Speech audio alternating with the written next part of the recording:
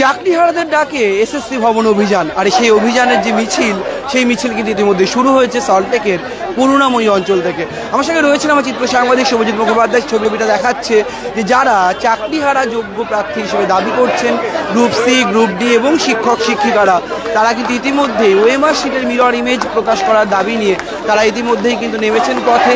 এবং এক পক্ষ যেমন এসএসসি ভবন চত্বরে অবস্থান বিক্ষোভে সামিল হয়েছেন, অনশন চালাচ্ছেন, ঠিক অন্য পক্ষ দেখা যাচ্ছে যে একেবারে তারা মিছিল করে কিন্তু এগোচ্ছেন। শিক্ষক কি বলবেন, কি দাবি? আর আমাদের এখন কিছু বলার নেই, আমরা তো 1 বছর ধরে বলেই আসছি। এখন আমাদের মেন দাবি হচ্ছে কি আমাদের মিরর ইমেজ প্রকাশ করতে হবে।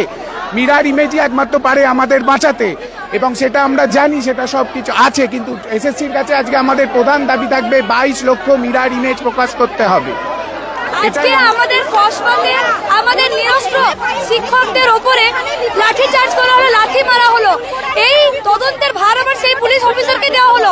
এটা কোথাকার কোন আইন, কোথাকার কোন সমাজে বাস করছি? তীব্র ধিক্কার, লজ্জা। প্রথমত সেই পুলিশ অফিসারকে আমরা চাই অবিলম্বে সাসপেন্ড করা হোক। যে দাবিগুলি মূলত শিক্ষামন্ত্রীর কাছে আপনারা করছেন বারবার করে, আজকে বৈঠক অফিসিয়ালি কি দাবি করবেন? বৈঠকে তো দাবিগুলো বলেই দিলাম। যোগ্য অযোগ্য তালিকা আলাদা করে সার্টিফাই করে প্রকাশ করতে হবে, মিরর ইমেজ দিতে হবে ওএমআরের, তারপরে আপনাদের ওএমআর কপি পুরোপুরি বিরোধিতা করছি। এটা কখনোই হতে পারে না, যেটা চিফ জাস্টিস বলে দিয়েছেন, ফ্রেশ সিলেকশন প্রসেস। কেন আগ বাড়িয়ে রিক্রুটমেন্ট বলা হলো? আর আমরা কেনই বা পরীক্ষায় বসতে যাব যেখানে আমরা অযোগ্য? সেটাই এসএসসি ভবন অভিযানে যে ডাক দেওয়া হয়েছিল, সেই অভিযানকে ঘিরে কিন্তু ইতিমধ্যেই একেবারে যারা এসে পৌঁছেছেন এসএসসি ভবনের সামনে, এবং প্রচুর চাকরি প্রার্থী তারা যেমন একদিকে রয়েছেন ওএমআর শিট হাতে নিয়ে তারা রয়েছেন, অন্যদিকে পুলিশের তরফ থেকে কিন্তু বিরাট পুলিশ বাহিনী তারাও প্রস্তুত হয়ে গেছেন। অর্থাৎ এসএসসি ভবনের সামনে কার্যত পুলিশ এবং চাকরি প্রার্থীদের যে ভিড়, সেই ভিড় কিন্তু রীতিমতো লক্ষ্য করা যাচ্ছে।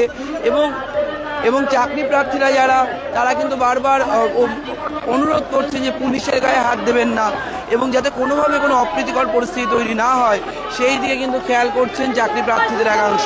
এবং দেখতে পাচ্ছি আমরা যারা চাকরি প্রার্থীরা রয়েছেন তারা কিন্তু এসএসসি ভবনের সামনে কার্যত বসে পড়েছেন, এবং সেই বসে পড়ার ছবি আমরা দেখাবো সরাসরি।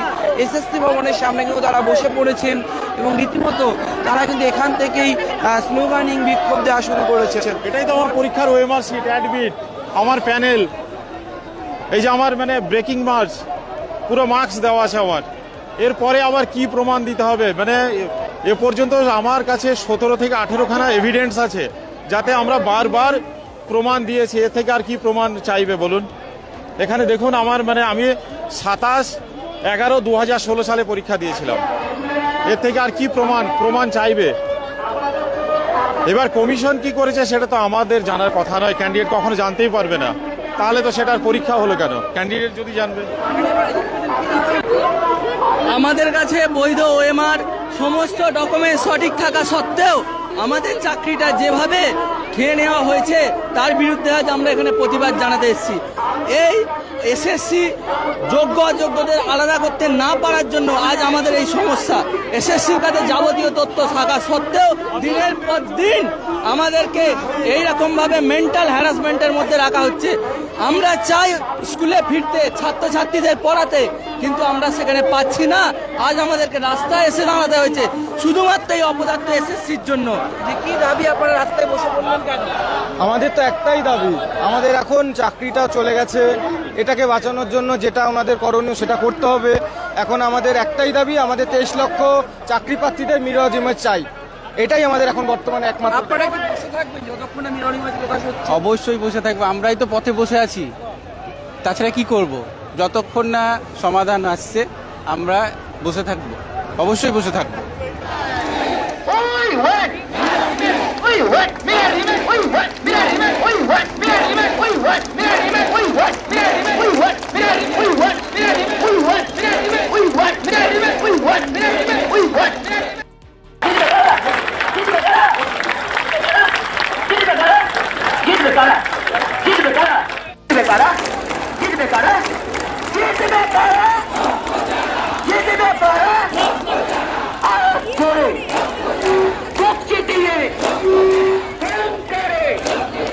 সব কিছু মিলিয়ে মিশিয়ে সত্যিই কি সুরাহা পাবেন যোগ্য চাকরি প্রার্থীরা, সেই প্রশ্ন কিন্তু এই মিছিল থেকে উঠছে। ক্যামেরায় শুভজিৎ মুখোপাধ্যায়, সাগর রমেন দাস, সংবাদ প্রতিদিন .in।